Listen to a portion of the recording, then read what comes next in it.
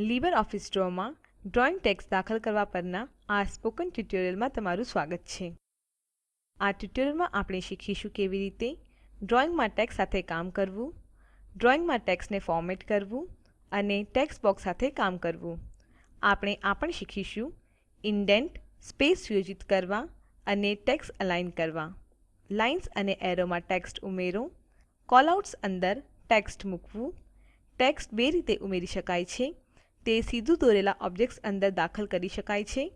Lines અને arrows પર સહિત તે એક સ્વતંત્ર ડ્રો ઓબ્જેક્ટ તરીકે ટેક્સ્ટ બોક્સમાં દાખલ કરી શકાય છે.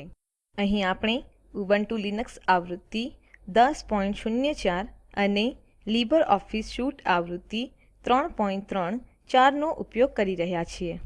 વોટરસાયકલ ડ્રો ફાઇલ ખોલીએ અને તેમાં કેટલાક ટેક્સ્ટ ઉમેરો. આપણે સૂર્યની આગળ આવેલ બે સફેદ વાદળોમાં ક્લાઉડ ફોર્મેશન ટેક્સ્ટ ઉમેરીશું. સફેદ વાદળ જૂથ પસંદ કરો. જૂથમાં દાખલ થવા માટે તે પર બે વખત ક્લિક કરો. ટોચનું વાદળ પસંદ કરો.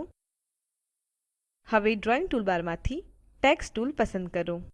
શું તમે જોઈ શકો છો કે કર્સર હવે નાની ઊભી બ્લિંક થતી લીટીમાં રૂપાંતરિત થયું છે?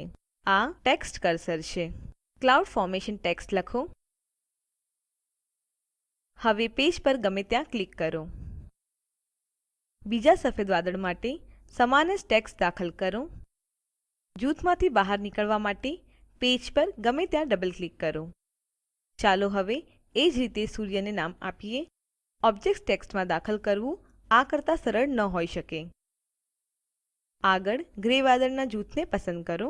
પહેલાની જેમ જૂથમાં દાખલ થવા માટે તે પર ડબલ ક્લિક કરો. દરેક વાદળમાં રેન ક્લાઉડ ટાઇપ કરો. ગ્રે વાદળનું ટેક્સ્ટ કાળા રંગમાં હોવાને કારણે તે દેખાતું નથી. તો ચાલો ટેક્સ્ટનો રંગ સફેદમાં બદલીએ. ટેક્સ્ટ પસંદ કરો અને કોન્ટેક્સ્ટ મેનુ માટે જમણું ક્લિક કરો અને કેરેક્ટર પસંદ કરો. કેરેક્ટર સંવાદ બોક્સ પ્રદર્શિત થાય છે. ફોન્ટ ઇફેક્ટ ટેબ પર ક્લિક કરો. ફોન્ટ કલર ફિલ્ડમાં નીચે સ્ક્રોલ કરો અને વ્હાઇટ પસંદ કરો. ઓક પર ક્લિક કરો. ફોન્ટ રંગ સફેદથી બદલાય છે. એ જ રીતે બીજા વાદળોનો ટેક્સ્ટ રંગ પણ બદલીએ. ટેક્સ્ટ પસંદ કરો અને જમણું ક્લિક કરો અને પછી કેરેક્ટર પસંદ કરો. ફોન્ટ કલરમાં વ્હાઇટ પસંદ કરો. આ જૂથમાંથી બહાર નીકળવા માટે પેજ પર ગમે ત્યાં ડબલ ક્લિક કરો. તેવી જ રીતે ત્રિકોણમાં માઉન્ટેન શબ્દ લખો જે પર્વત દર્શાવે છે. તમે ટેક્સ્ટ અક્ષર માટે ફોર્મેટ કરી શકો છો. તે ફોન્ટ શૈલી બદલે છે અને ફોન્ટ્સ માટે ખાસ અસર આપે છે. તમે ફકરા માટે પણ ટેક્સ્ટ ફોર્મેટ કરી શકો છો જે અલાઇન ટેક્સ્ટ છે. ઇન્ડેન્ટ્સ અથવા સ્પેસિંગ સુયોજિત કરો અને ટેબ પોઝિશન સુયોજિત કરો. તમે આ સંવાદ બોક્સને ક્યાં તો કોન્ટેક્સ્ટ મેનુમાંથી અથવા મેઇન મેનુમાંથી એક્સેસ કરી શકો છો. મેઇન મેનુમાંથી કેરેક્ટર એક્સેસ કરવા માટે ફોર્મેટ પસંદ કરો અને કેરેક્ટર પસંદ કરો.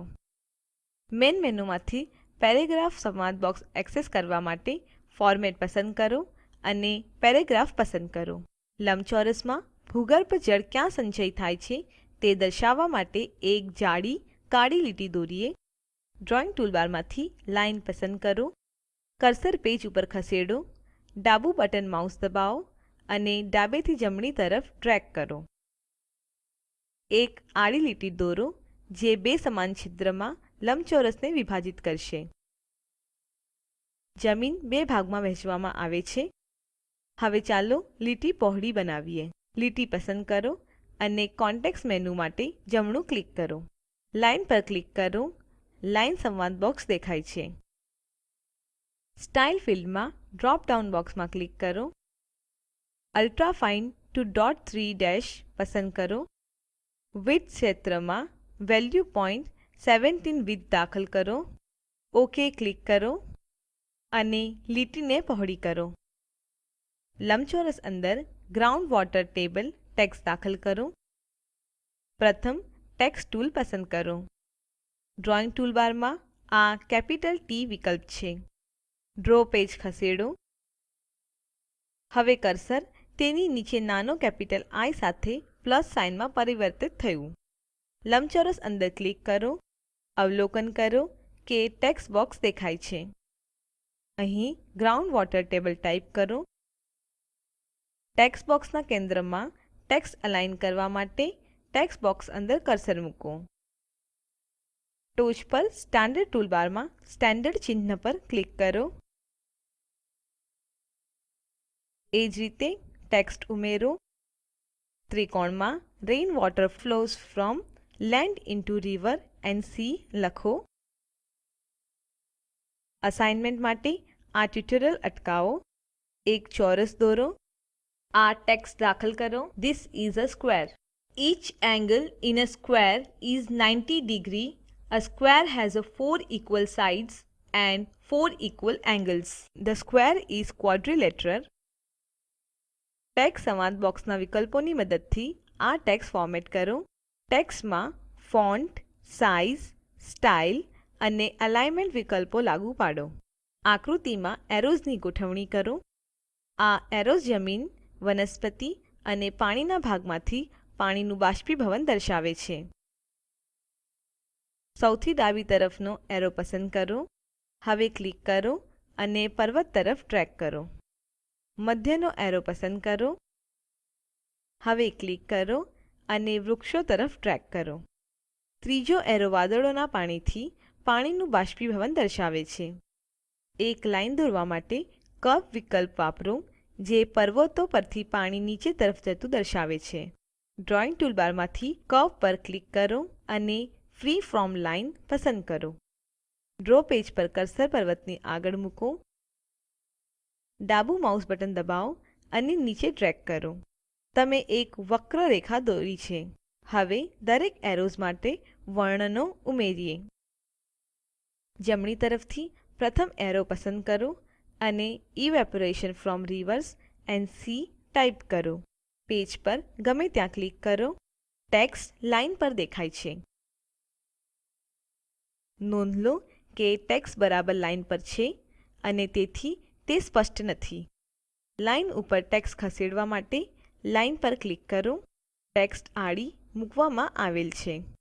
ટેક્સ્ટના અંતે કર્સર મૂકો અને એન્ટર કી દબાવો. પેજ પર ક્લિક કરો. ટેક્સ્ટ ગોઠવાયેલ છે. લાઇન અને એરોઝ પર ટાઇપ કરેલું ટેક્સ્ટ પણ કોન્ટેક્સ્ટ મેનુના વિકલ્પોની મદદથી ફોર્મેટ કરી શકાય છે. કોન્ટેક્સ્ટ મેનુનો ઉપયોગ કરી ફોન્ટ સાઇઝ ફોર્મેટ કરો. ટેક્સ્ટ પર ક્લિક કરો. Evaporation from river and seas. Text હવે આડી છે. ટેક્સ્ટ પસંદ કરો અને કોન્ટેક્સ્ટ મેનુ જોવા માટે જમણું ક્લિક કરો. સાઇઝ પસંદ કરો અને 22 ક્લિક કરો. ફોન્ટની સાઇઝ બદલાઈ ગયેલ છે. હવે બીજા બધા એરોઝ માટે નીચેની ટેક્સ્ટ લખો. Evaporation from soil, evaporation from vegetation, run of water from the mountains. Grey વાદળોમાંથી વરસાદ પડે છે તે દર્શાવો.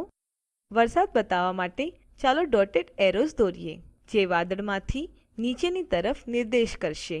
ડ્રોઈંગ ટૂલબારમાંથી લાઇન એન્ડ્સ વિથ એરો પસંદ કરો. પછી ડાબી તરફ પ્રથમ ગ્રે વાદળ પર કર્સર મૂકો. ડાબું માઉસ બટન દબાવો અને નીચે ડ્રેગ કરો.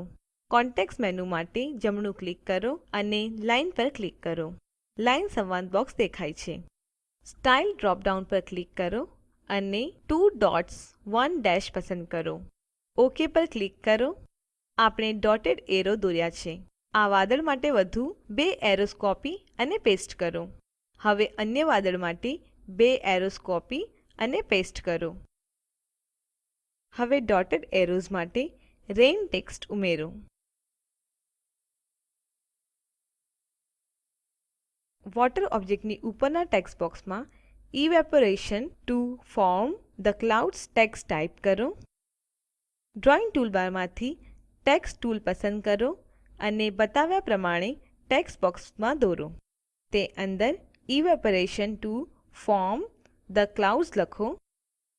ડ્રોઈંગ ટૂલબારમાંથી ટેક્સ્ટ ટૂલ પસંદ કરો અને ગ્રે વાદળો આગળ ટેક્સ્ટ બોક્સ દોરો.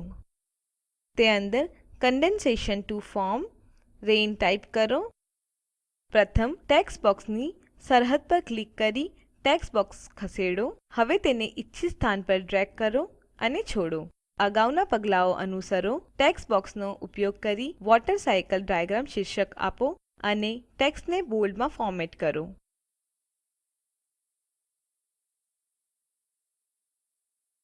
આપણે વોટરસાયકલ આકૃતિ દોરવાનું પૂર્ણ કર્યું છે.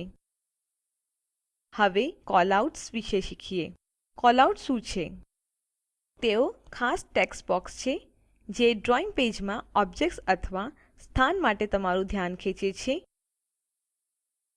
ઉદાહરણ તરીકે સૌથી કોમિક પુસ્તકો. કેલઆઉટ્સ અંદર મૂકીએ. ચાલો ડ્રો ફાઇલમાં એક નવું પેજ ઉમેરીએ. મેઇન મેનુમાંથી ઇન્સર્ટ પસંદ કરો અને સ્લાઇડ પર ક્લિક કરો. એક નવું પેજ ઉમેરાયું છે.